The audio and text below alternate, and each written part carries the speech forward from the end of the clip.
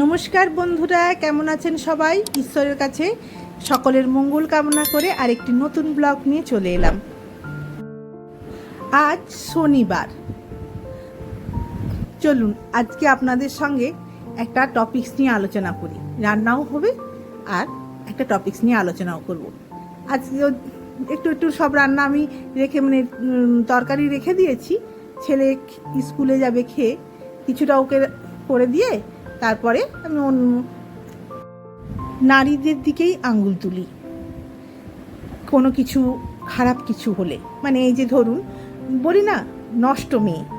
আচ্ছা, নারীরা তো নিশ্চয়ই একা একা নষ্ট হয় না, হয় কি? একজন নারীকে নষ্ট করার পিছনে একজন পুরুষেরও কিন্তু সমান দায় থেকে যায়।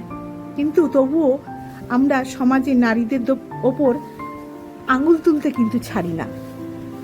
তো ধরুন, হ্যাঁ, আমি বলছি না যে নারীরাও খুব ভালো। এখনকার দিনে মানে খুবই খারাপ। আমরা তো দেখি এই সোশ্যাল মিডিয়াতে। আমার বিরিয়ানির মশলাটা শেষ হয়ে গেছে, তো মশলাটা করব। তো এই যে সব নিয়ে নিয়েছি, সবই আপনারা চেনেন। শুধু একটা এখানে এক্সট্রা আছে স্টার অ্যানিস। তো আর যা যা লাগে সব নিয়ে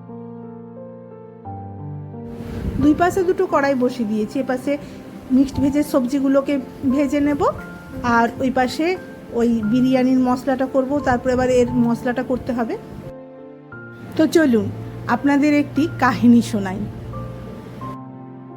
মালতী নামে একটি মেয়ে, তার বাবা মা ওই দুই ছোট ভাইয়ের সঙ্গে রেল লাইনের ধারে একটা ঝুপড়িতে খুব কষ্টের সৃষ্টে দিন কাটাতো, জানেন তো।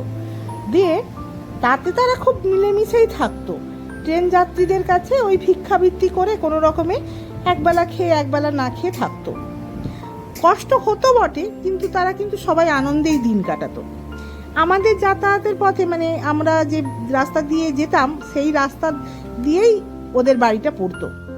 তো সেই রাস্তাটা রেল লাইনে যাওয়ার একটু শর্টকাট রাস্তা হয়, তো হচ্ছে পড়তো আর কি। তো এই মালতীর বয়স কত হবে, 9-10 বছর মতো। তো বেশ কয়েকদিনের পরের ঘটনা বলছি। রেল লাইনের ঝুপড়ির পাশেই একটি স্টেশনে যাওয়ার শর্টকাট রাস্তা আছে, সেখান দিয়েই বেশিরভাগ লোকজন যাতায়াত করতো। আমরাও সেদিন কেনাকাটার জন্য কাঁচরাপাড়াতে যাওয়ার রওনা দিয়েছি। আমরাও ওই পথেই যাতায়াত করি। তো সেই পথে যাওয়ার সময় দেখতে পেলাম বহু মানুষ মালতীদের ঝুপড়ির সামনে খুব মানে গন্ডগোল করছে। তো আমরাও গিয়ে একটু দাঁড়িয়ে জিজ্ঞেস করলাম কি হয়েছে। তখন জানতে পারলাম মালতীর মা বাবা দুজনেই ট্রেনে কাটা হয়ে মারা গেছে। মালতীর ছোট দুই ভাই, মানে ভাই দুটো কিন্তু খুবই ছোট। তো এবারে মেয়ের বয়স 9-10 বছর, তো ভাইদের আর কতটুকু বয়স হবে। তো শুনে মনটা খারাপ হয়ে গেল। সেদিন আর আমরা গেলাম না, তো চলে এলাম, ফিরে চলে এলাম। তারপর আরও একবার মাঝখানে মানে এবারে যাতায়াতের পথে তো রেল ক্রসিংয়ে মালতীদের সঙ্গে মাঝে মাঝেই দেখা হতো। ওরা মানে 3 ভাই বোনে ভিক্ষা করতো। তো এখনকার লোকেদের তো যা হয়, কেউ মুখ ঝামটা দিয়ে তাড়িয়ে দিত, আবার কেউ মুখ ঝামটা দিয়ে 2-4 টাকা দিত, আর কেউ কেউ কুকুরের মতন তাড়িয়ে দিত। তো আর দোকানগুলোর তো বলতেই নেই, দোকানগুলোর সামনে গেলেই তো এই মারি সেই মারি যা হয়। তো এবারে যাতায়াতের পথে ওদেরকে আমি কিছু খাবার দাবার কিনে দিতাম। মানে আমি টাকা দেওয়া লোককে পছন্দ করি না, কারণ টাকাটা দিলে ওরা তো খারাপ জিনিস খেয়ে নেশাভাঙ করতে পারে। ওই জন্য আমি যেটা মনে করব যে ওদের দেব, সেই অর্থেই আমি ওদেরকে কিছু খাবার কিনে দিতাম। তো এর মধ্যে একদিন স্টেশন যাওয়ার সময় শুনলাম মালতীর ঘরে প্রতি রাত্রেই নাকি লোক ঢুকে, সবাই বলা বলি করছে আর কি। মালতী নষ্ট হয়ে গেছে। তো মালতীর বয়স কত, এই তো বললাম আগেই না, 9-10 বছর। তো এইসবের ও কী বা বোঝে? তাকে নিশ্চয়ই টাকার লোভ দেখিয়েই কোনো পয়সাওয়ালা লোক তার ওই ছোট্ট মেয়েটিকে ভুল বুঝিয়ে তার মানে কি চরিতার্থ তৃপ্তি চরিতার্থ করেছে প্রতি রাতে। তো দেখুন, আমি এটাই বোঝাতে চেয়েছি, কিন্তু আমাদের এই সমাজ সেই সব লোকের দিকে কিন্তু আঙ্গুল তুলে না, তুলছে কার দিকে? ওই 9-10 বছরের যে বয়স সেই মেয়েটির দিকে। সে কিছুই জানে না এর সম্বন্ধে। দেখুন, যার মা বাবা নেই, দুটো ছোট্ট ছোট ভাই, সে কি করবে? তাকে ভুল বুঝিয়েছে, সে তাই হয়তো তার অনেক, হয়তো নয়, কষ্ট হয়েছে তার, কিন্তু ওই বয়সে কিছুই এই সমস্ত বোঝার ক্ষমতা হয় না। তবুও সে তার ভাইদের মুখের দিকে তাকিয়ে এই কাজটি করতে মানে কি দিয়েছে, সম্মতি দিয়েছে। আমাদের এই সমাজ এতটাই মানে স্বার্থপর, আর নারীরা যেহেতু সবাই এগিয়ে আসতে পারে না প্রতিবাদের জন্য, তাই নারীদের দিকে আঙ্গুল তোলাটা না খুব সহজ। যারা নারীদেরকে এরকমভাবে নষ্ট করছে, আমি তাদের বলবো চরম শাস্তি হওয়া উচিত। হ্যাঁ, তারা তো সবই বোঝে, তারা বোঝে বলেই কিন্তু ওই বাচ্চা মেয়েটিকে এরকম প্রলোভন দেখিয়ে এই সমস্ত কাণ্ডগুলো করতে পারে, তাই নয় কি? তো আমাদের সমাজের কাছে একটাই অনুরোধ, সবসময় নারীদের দিকে আঙ্গুল তুলবেন না। শুধু যে মেয়েরাই তুলে তা কিন্তু, ছেলেরাই তুলে তা কিন্তু নয়, মেয়েরাও এতে জড়িত। তারাও একবার ভাববেন আপনাদের জায়গাতে রেখে, ওই জায়গাতে নিজেদেরকে রেখে আপনি হলে কি করতেন। তো আমি একটা কথাই বলবো, মেয়েরা মেয়েদের শত্রু, আমি এটা নিজে মেয়ে হয়ে বলছি, এই শত্রুতাগুলো করবেন না।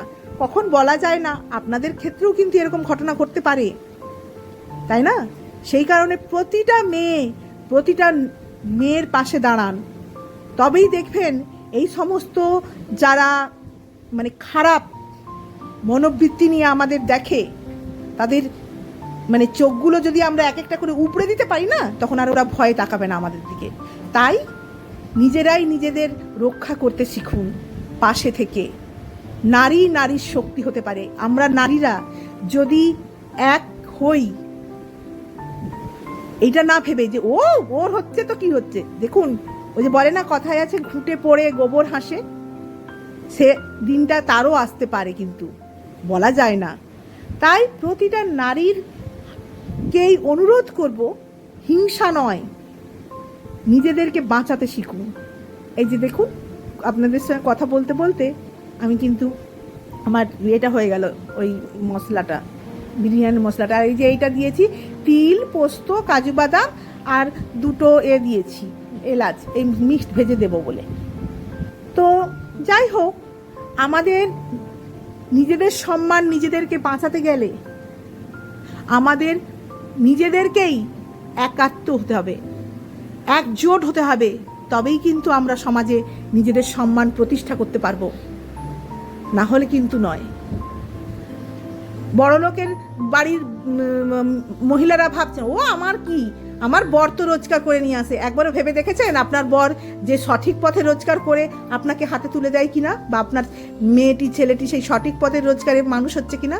যদি না সঠিক পথের যে রোজগারের মানুষ হয়, ভগবান কিন্তু ক্ষমা করে না, এটা জেনে রাখবেন। তাই বলছি, পাপের টাকায় বড়লোকি না করে স্বামীকেও শিক্ষা দিন সত্যের পথে চলতে, দেখবেন তাতে অল্প হলেও তাতে খুশিতে থাকবেন। আরে মরে গেলে তো কিছুই আমাদের সঙ্গে যাবে না, তাহলে এরকম কেন? আর এরকম শত শত মালতী আমাদের সমাজে ঘুরে বেড়ায়।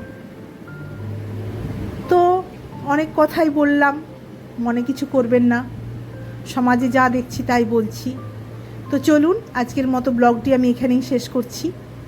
যদি ভালো লেগে থাকে তাহলে কমেন্ট বক্সে কমেন্ট করবেন। কারো যদি খারাপ লেগে থাকে, আমার যুক্তিগুলো যদি মনে হয়ে থাকে যে অযৌক্তিক কথা, সেটাও কমেন্ট করবেন, তাহলে ভালো লাগবে। এবং বলবেন যে এটা কি অযৌক্তিক, সেটাও আপনারা বলবেন। তো এই হচ্ছে আমাদের সমাজ। নারীদের দিকে আঙ্গুল তুলতে সবাই ভালো পারে। তো যাই হোক, বলছি সবশেষে আপনারা সুস্থ থাকুন, ভালো থাকুন, ঈশ্বর আপনাদের মঙ্গল করুন, সৎ পথে চলার চেষ্টা করুন।